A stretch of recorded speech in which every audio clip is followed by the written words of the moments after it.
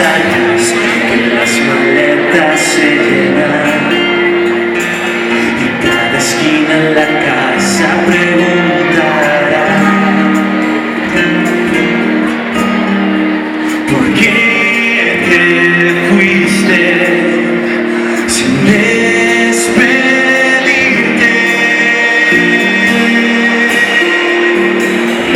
De los libros parezcan de ti y el espejo se ha quedado hueco. Abres la puerta sin más, tu sombra se va dibujando en el recuerdo. Ahora que el otoño nos parece decir que debemos escuchar al tiempo solo. Oigo silencio.